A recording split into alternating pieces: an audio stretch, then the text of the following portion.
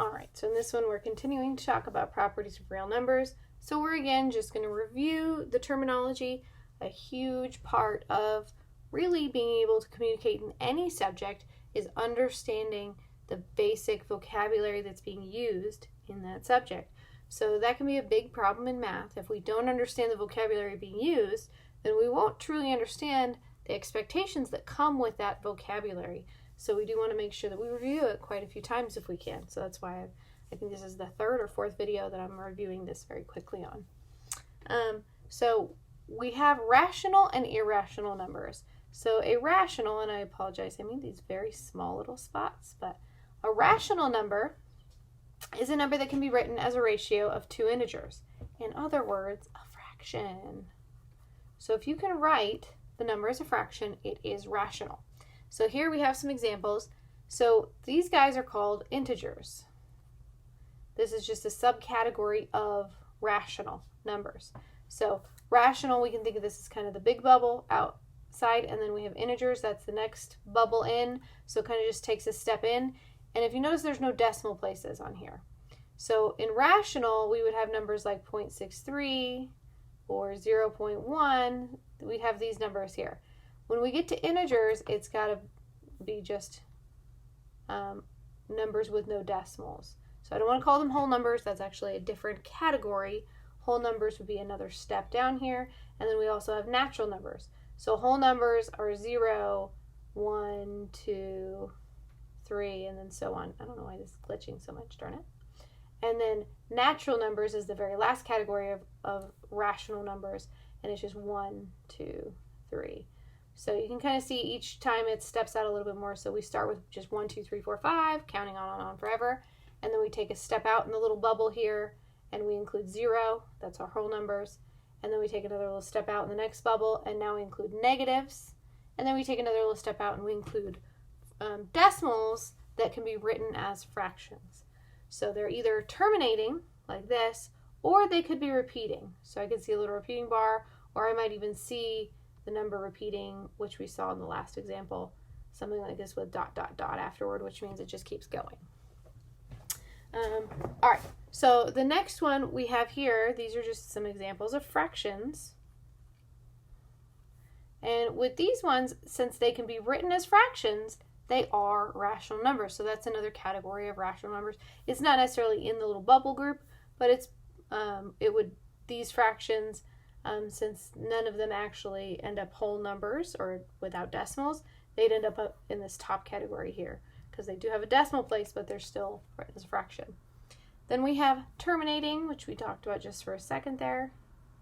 Terminating decimal. So again, this would end up in this top category here because it has a decimal place, but it's a decimal that just, boop, it just stops. There is no more. We didn't round it off. It just stopped. Then we have repeating. And again, we just talked about that. Repeating, so it just means it goes on and on forever. So repeating decimals. We see the little bar. The bar tells us what block is repeating. So if there's not a bar over it, like we can see there's no bar over the 0 does not repeat. Only the 5 repeats. It keeps going on and on forever. 5, 5, 5, 5, 5, 5, 5. But the 0 does not repeat. This 3 repeats. This 34 repeats. So these are repeating. These would also fit up in this top, like the whole rational category. They wouldn't kind of go down into any of these pieces because, again, they have decimal places. And then we have one more thing that comes up. We have the square root of perfect, I don't know what I was spelling there, of perfect squares. So the reason we're looking at this one is because they do ask us some square root questions down here. And as long as it's a perfect square, meaning that it is a number squared, 1 squared is 1, 2 squared is 4, 3 squared is 9. As long as it's one in this category over here, it's a perfect square, then it still fits in the rational section because it's going to be a whole number when I evaluate it. If I take 81, the square root of 81 is 9, and then I put a negative on it, that is an integer. The square root of 1 is 1. The square root of 4 is 2. So these still work as integers. Then we have irrational. So an irrational number is a number that is not rational. So hopefully that makes sense. It's just kind of the opposite. That is, it cannot be written as a ratio of two integers. So that means no fractions. Or it can't be. The better way to say that is it can't be written as a fraction, not no fractions. Although, if you see it as a fraction, that means it is rational. So no fractions does theoretically work. It's just kind of a silly way to say it. So this one, we have the square root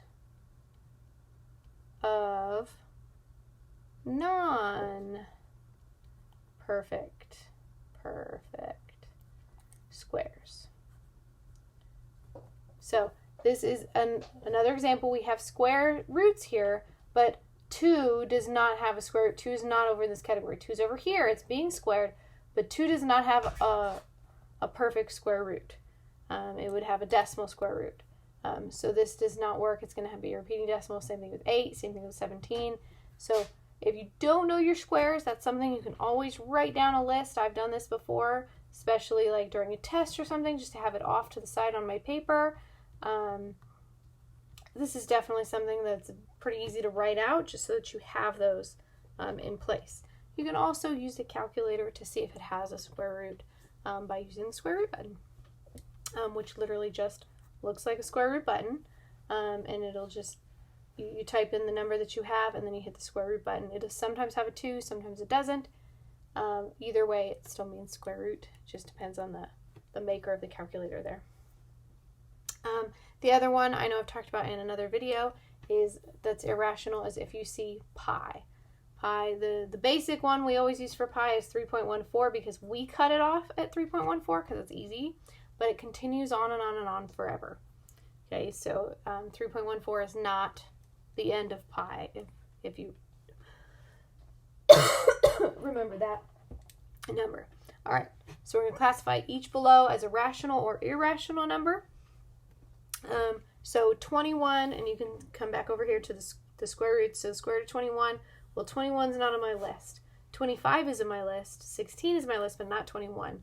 So this is a non-perfect square, so it's going to be irrational.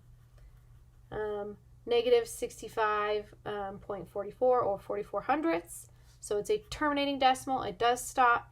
So that was up here in my list. I can see terminating decimals are in the rational category. I can very easily write this as a fraction if I want to. And the way you write as a fraction is the negative 65 that's a whole number. And then you take the 44 and you put 44, you make, take the decimal away and you just count how many times did I have to move that decimal. And that's how many zeros you put on the bottom. You'd also want to reduce that, so it would actually be 11 over 25, because I divide both by 4, so that it was, not 44 over 100, but 11 over 25. So that can definitely be written as a fraction. Same thing with this next one, it's repeating. So I can write this as a fraction, so it is rational. When it's a repeating decimal, you don't do quite the same thing, so you still have the 65 whole on the front, that doesn't change. And you would still write 50, but instead of using tens or 1 and zeros, when it's repeating, you use 9s. So this one, since 50 is the block that's repeating, we can go 50 over 99 like that. And that gets me my repeating decimal of 50, 50, 50, 50. And we can't reduce that because 50 divides by 5s and 10s, and 99 divides by 3s and 9s. All right, so 49 is in my list. I just didn't go that far. It would have been the very next one. So 49 is, the square root of 49 is 7, and then I would just put the negative on the front because it's outside of the square root sign. So this one is rational because negative 7 is what we call an integer. It's just a negative number. And then I see pi, so that makes it immediately irrational. Even though 7 is rational, 7 times pi is not rational. All right, so that is how you identify numbers as either rational or irrational. I hope that helped, and I will see you in the next video.